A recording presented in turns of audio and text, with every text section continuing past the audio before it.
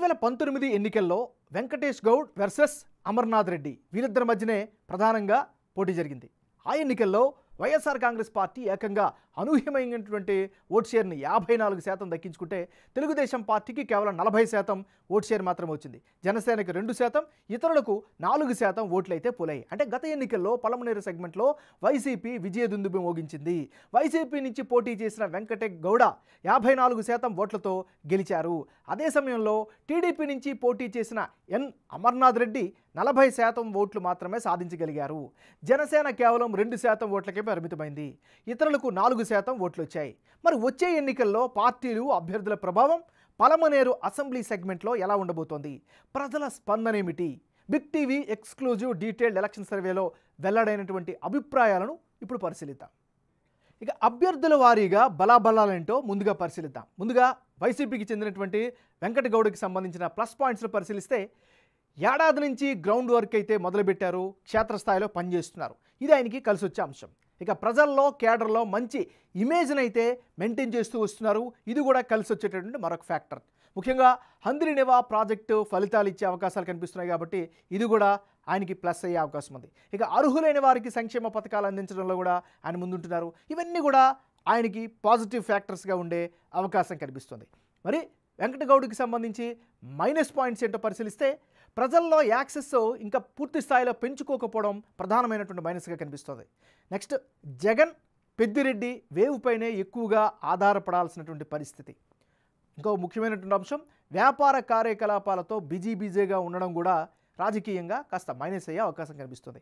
ఇది ఈయనకి సంబంధించినంత వరకు ఉండే పాజిటివ్స్, మైనస్లు. తెలుగుదేశం పార్టీకి చెందినటువంటి నాయకుడు అమర్నాథ్ రెడ్డి. మరి అమర్నాథ్ రెడ్డికి కలిసి వచ్చే అంశాలేంటి పరిశీలిస్తే పలమనేరు జనానికి ఎప్పుడూ అందుబాటులో ఉంటారు. ఇది ఆయనకి ప్రధానమైనటువంటి బలంగా చెప్పుకోవచ్చు. ఇక తన హయాంలో నియోజకవర్గాన్ని అభివృద్ధి బాట పట్టించడం కూడా ఆయనకి కలిసి వచ్చేటటువంటి మరో అంశం. గ్రౌండ్ లెవెల్లో యాక్టివ్గా కార్యక్రమాలు చేస్తున్నారు.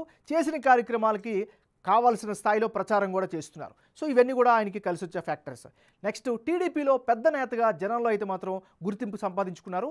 ఇది అమర్నాథ్ రెడ్డికి సంబంధించినటువంటి పాజిటివ్ ఫ్యాక్టర్స్. మరి అమర్నాథ్ రెడ్డికి ఈసారి మైనస్ అయ్యే పాయింట్స్ ఏంటో పరిశీలిస్తే వైసీపీ హవాను ఎంతవరకు నిలువరిస్తారు అనేటటువంటి అనుమానం అయితే కొన్ని సెక్షన్స్లో వ్యక్తమవుతుంది. ఇది ఆయనకి ప్రధానమైనటువంటి అడ్డంకిగా చెప్పుకోవచ్చు. ఇది ఈయనకి సంబంధించిన పాజిటివ్స్, మైనస్లు. ఈ నియోజకవర్గంలో ఉండే క్యాస్ట్ పాలిటిక్స్ని ఒకసారి పరిశీలిద్దాం. ఈ నియోజకవర్గంలో ఎస్సీ సామాజిక వర్గం 20% మంది ఉన్నారు. ముస్లింలు 16% ఓటింగ్ ఉంటే రెడ్డి సామాజిక వర్గం 12%, బోయ వాల్మీకి కమ్యూనిటీ 10% ఉన్నారు. గౌడులు 7%, బలిజలు 5%, కమ్మ సామాజిక వర్గం 4% ఈ నియోజకవర్గంలో కనిపిస్తున్నారు. అంటే పలమనేరు నియోజకవర్గంలో ఎస్సీ సామాజిక వర్గ జనాభా అధికంగా ఉంది. ఇందులో వైసీపీకి 50%, తెలుగుదేశం పార్టీకి 45%, జనసేనకు 5% మద్దతుగా ఇస్తున్నట్లుగా తెలుస్తోంది. అలాగే ముస్లింలో 50% మంది వైసీపీకి, 45% టీడీపీకి, 5% జనసేనకు సపోర్టుగా ఉంటామని తమ అభిప్రాయంగా చెప్పారు. ఇక రెడ్డి కమ్యూనిటీలో 55% వైసీపీకి, 40% తెలుగుదేశం పార్టీకి, 5% జనసేనకు మద్దతు పలుకుతున్నారు. బోయ వాల్మీకుల్లో కూడా 45% జగన్ పార్టీకి ఓటేస్తామని చెబుతుంటే 50% మంది తెలుగుదేశానికి, 5% జనసేనకు సపోర్ట్ ఇస్తామని చెబుతున్నారు. ఇక గౌడ సామాజిక వర్గంలో 40% జగన్ పార్టీకి అనుకూలంగా, 55% సైకిల్కు, 5% జనసేనకు మద్దతుగా నిలుస్తున్నారు. బలిజ వర్గంలో కూడా వైసీపీకి 40%, టీడీపీకి 55%, జనసేనకు 5% సపోర్ట్ ఇస్తామని చెబుతున్నారు. ఇది ఈ నియోజకవర్గంలో ఉండేటటువంటి కులాల వారీగా ఉండేటటువంటి లెక్కలు. రానున్న ఎన్నికల్లో పలమనేరులో ఎవరెవరు పోటీలో ఉంటే ఫలితాలు ఏ విధంగా వచ్చే అవకాశం ఉందో ఇప్పుడు పరిశీలిద్దాం. ముందుగా వెంకటేష్ గౌడ వర్సెస్ అమర్నాథ్ రెడ్డి, వీళ్ళిద్దరి మధ్య కనుక పోటీ జరిగితే వైసీపీకి 44% ఓట్ షేర్ దక్కే ఛాన్సెస్ కనిపిస్తోంది.